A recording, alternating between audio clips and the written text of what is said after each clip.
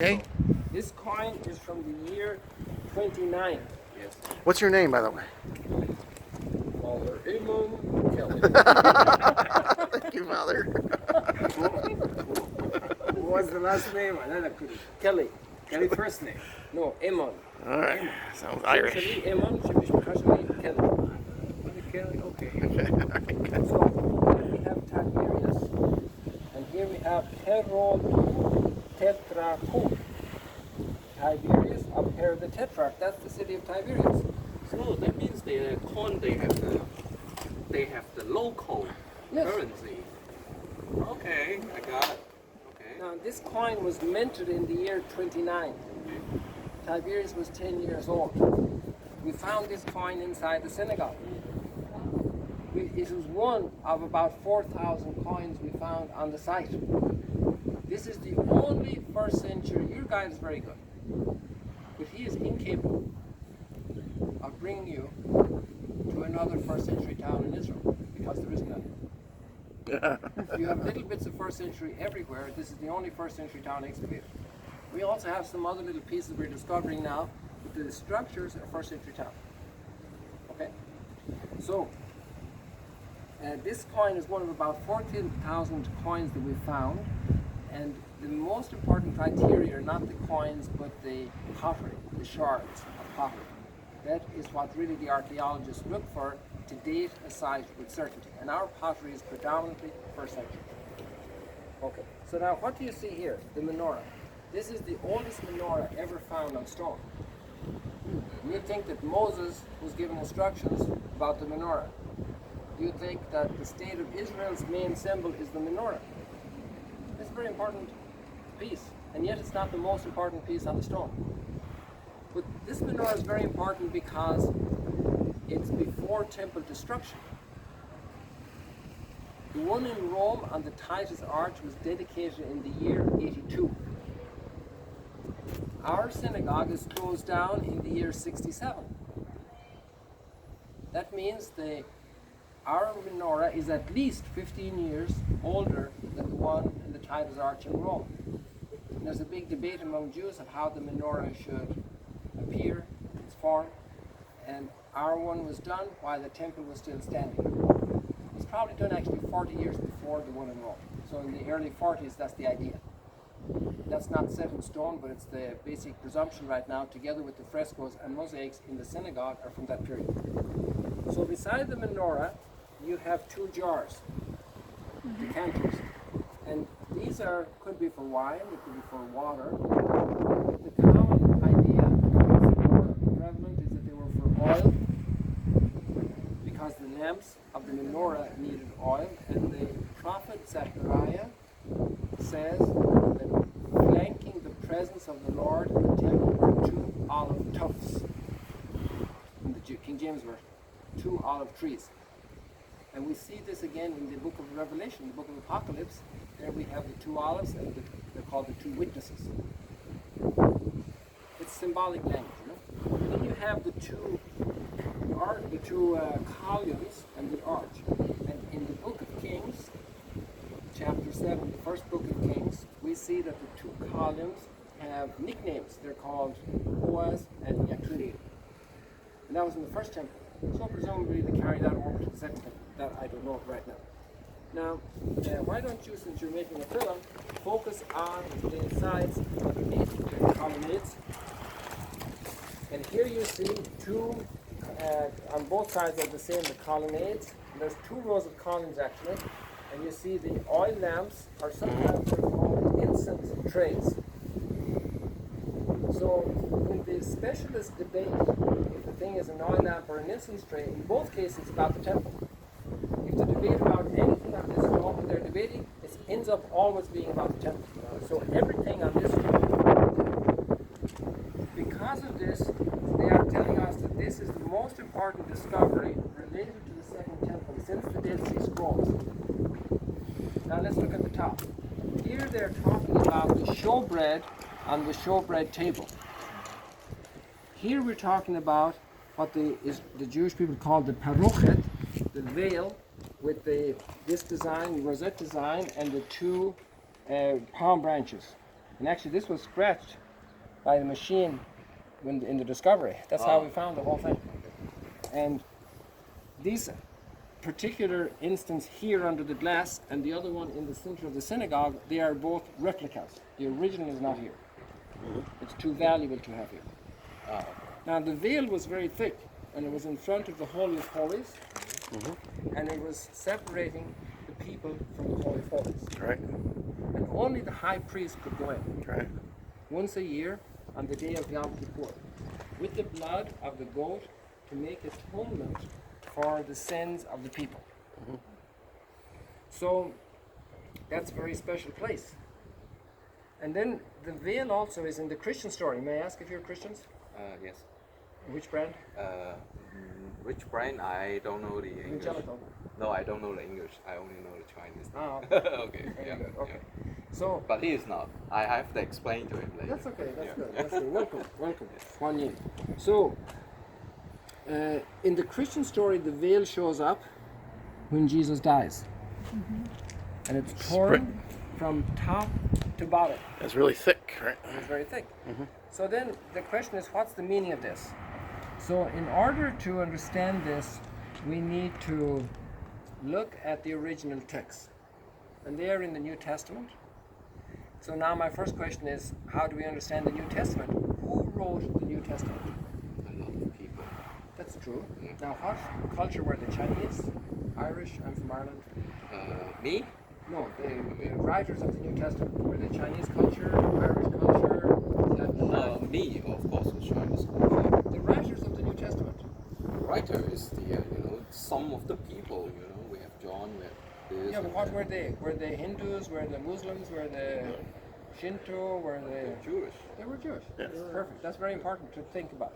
So the New Testament is a Jewish document written by mostly Jewish authors for mostly Jewish audience about Jewish matters.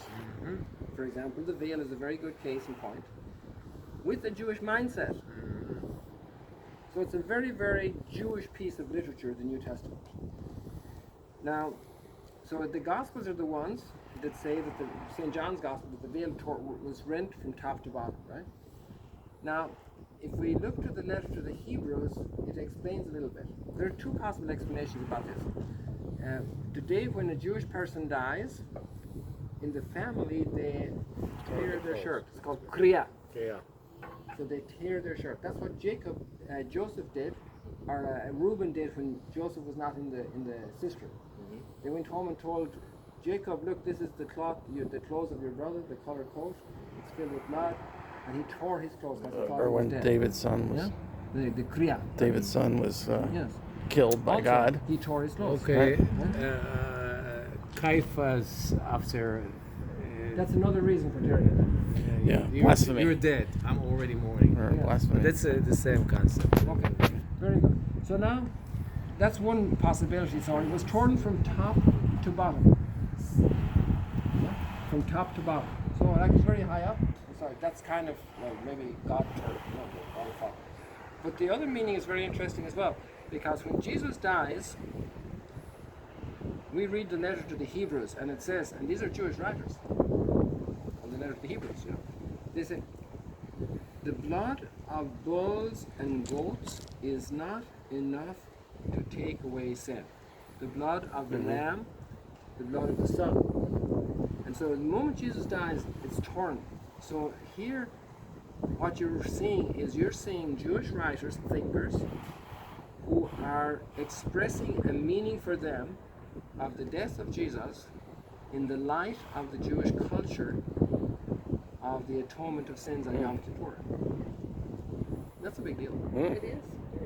So the veil is not something that's only for the Jews, it's also important for us in terms of this. And that's what you're saying is over here? Well, the veil, this is supposed to represent the veil, the rosette, Okay. and these two branches. Okay. That's the theory right now. Okay. The most important piece of the stone is here. Oh, it's two pieces. So here you see two arches. Yes. And on the top half of the two arches, you see two wheels. Right? And you can see one of them has a hole for the axle and the other one doesn't. So you can see how they were connected. I would have never noticed that. Huh? Okay. And underneath you have 6 triangles, which the archaeologists say are flames of fire. So what's going on? Well, simply that you have wheels and flames of fire. Do you ever have this in the Bible? Elijah goes on the chariot of fire to heaven. So now the big question is, what is a chariot of fire? Is that a Toyota, a Maserati, a Mustang, a Thunderbird, a Corvette? Is it a drone? Is it an internet system? What is the chariot of fire? So in order to understand it, we need to go from Elijah to Ezekiel, and we've seen Ezekiel about the fiery wheels. And then we go into Ezekiel 10, 11, 12, and we see the wheels leaving the temple over the Mount of Olives to the east. What's happening? The Babylonians are coming about 600 years before Christ to destroy Jerusalem and take the people captive to Babylon, the captivity. Now what's happening? God is leaving the temple. And he's going with his people to Babylon. That's an amazing revolutionary concept. The temple isn't so important for God. He's going with his people. They're actually told that God wants them to serve and to work in the economy of the Persians and so on. And it's amazing how all this process happens. That's a very important moment of maturity for God's people, to understand also God's working.